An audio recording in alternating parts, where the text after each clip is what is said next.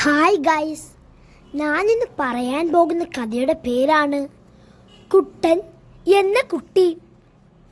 കുറച്ച് നാളുകൾക്ക് മുമ്പ് നമ്മുടെ കൊച്ചു കേരളത്തിലെ ഉഴവൂർ എന്ന ഗ്രാമത്തിൽ കുട്ടൻ എന്ന പേരുള്ളൊരു കുട്ടി ജീവിച്ചിരുന്നു.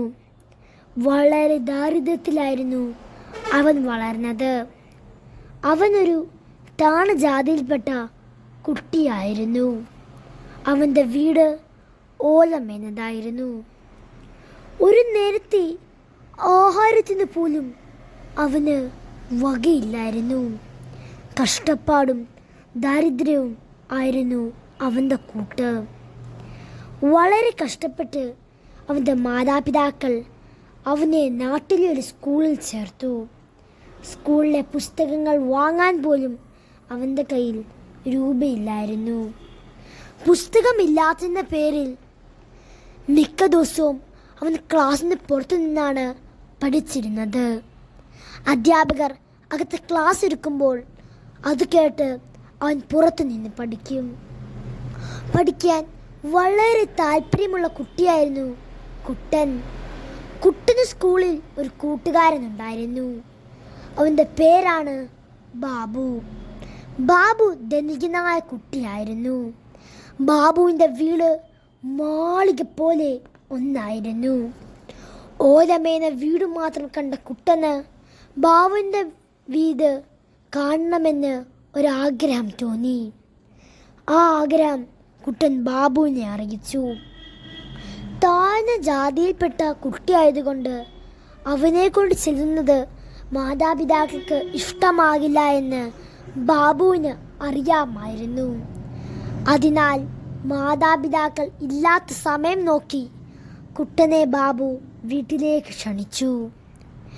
കഴിഞ്ഞ ദിവസത്തെ കന്നിക്കലത്തിൽ നിന്ന് കൈയിട്ട് വാരിക്കിട്ടിയ ഒരു വത്ത് ചോറ് കഴിച്ചിട്ടാണ് കുട്ടൻ ബാബുവിൻ്റെ വീട്ടിലേക്ക് ഓടിയത്.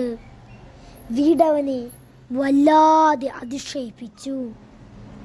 കഥകളിൽ അവൻ വായിച്ച പോലത്തെ വീട്, ഇത്ര മനോഹരമായ വീടിൻ്റെ കാഴ്ചകളെല്ലാം കണ്ട് കുട്ടൻ ബാബുവിനോട് യാത്ര പറഞ്ഞ് പുറത്തിറങ്ങി. അപ്പോഴാണ് കുട്ടൻ ആ കാഴ്ച കണ്ടത്. അതാ ഒരു പട്ടിക്കൂട്.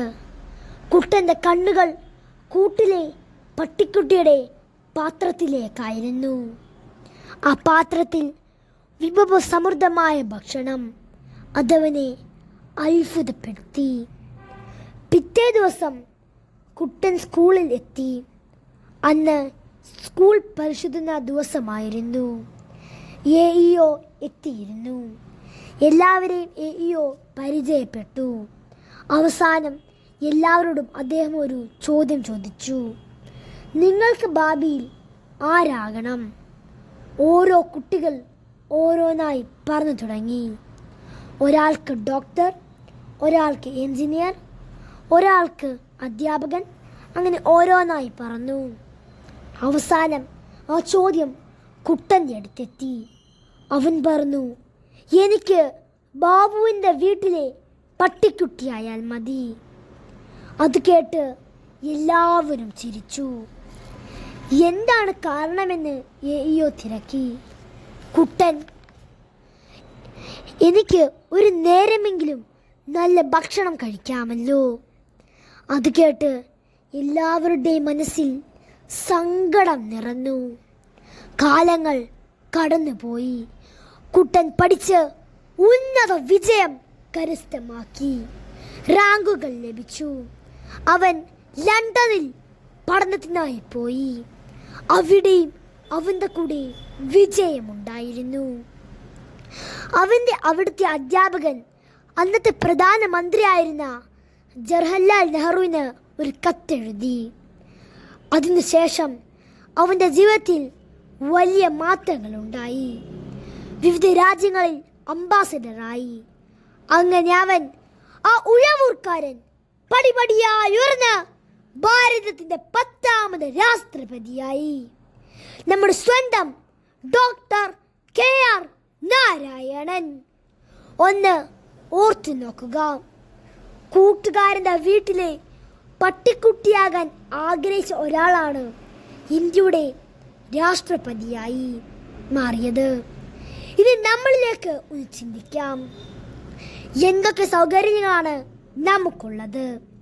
അത് നാം നല്ല രീതിയിൽ ഉപയോഗിക്കാറുണ്ടോ? ഈ ചെറിയ കഥയുടെ ഗുണപാഠം നമുക്ക് ഉന്നത ലക്ഷ്യം വേണം. അതിന് കഠിന പരിശ്രമം വേണം. അങ്ങനെയെങ്കിൽ നമ്മുടെ ജീവിതത്തിൽ സന്തോഷം നേടാം. തീർച്ച. Thank you guys.